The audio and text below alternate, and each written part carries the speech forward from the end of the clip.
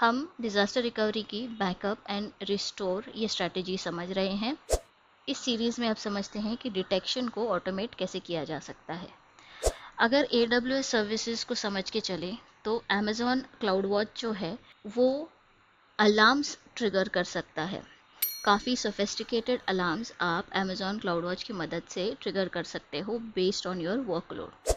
उसी तरह से Amazon पर्सनल हेल्थ डैशबोर्ड जो है वो आपको अपना डैशबोर्ड कंसोल पे दिखाता है। Also Amazon personal health dashboard कुछ इवेंट्स ट्रिगर कर सकता है बेस्ड ऑन, फॉर एग्जांपल आपके कितने ऑर्डर्स बन रहे हैं आपके सिस्टम में।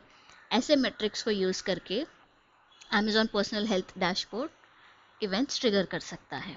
इन दोनों की मदद से आप इवेंट्स ट्रिगर करके वो इवेंट्स आगे इवेंट ब्रिज को पास ऑन कर सकते हो। जब वो मैसेजेस इवेंट ब्रिज में पहुंचेंगे या जब वो इवेंट्स इवेंट ब्रिज में पहुंचेंगे तो वहां से वो इवेंट्स आप आगे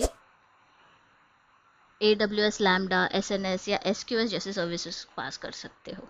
अगर आपने ये मैसेजेस AWS लैम्डा को भेजे तो AWS लैम्डा कुछ कोड रन कर सकता है। इन सर्विसेज से आगे ये मैसेजेस डेवलपर्स या ऑपरेटर्स को पहुंचाए जा सकते हैं। For example SNS simple notification service है जो ऑपरेटर्स को मैसेजेस या ईमेल्स भेज सकता है।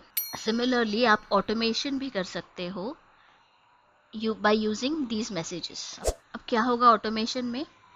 फॉर एग्जांपल ऑटोमेशन में रनबुक्स के इनिशिएट होने से EC2 इंस्टेंसेस को आप स्टार्ट कर सकते हो। रनबुक्स आपको स्टैक्स AWS क्लाउड फॉर्मेशन पे डिप्लॉय करने में भी मदद करता है। तो इसी तरह से आप आगे भी ऑटोमेशन कर सकते हो ताकि infrastructure and data automatically restore हो जाए। या तो फिर आप सिर्फ ऑपरेटर्स या डेवलपर्स को अलर्ट्स भेज सकते हो जिससे वो मैन्युअली आगे रिस्टोरेशन एंड फेलओवर अप्लाई करें। तो इसी तरह से आप डिटेक्शन को ऑटोमेट करके डिटेक्शन का समय रिड्यूस करके रिकवरी टाइम ऑब्जेक्टिव को भी रिड्यूस कर सकते हो।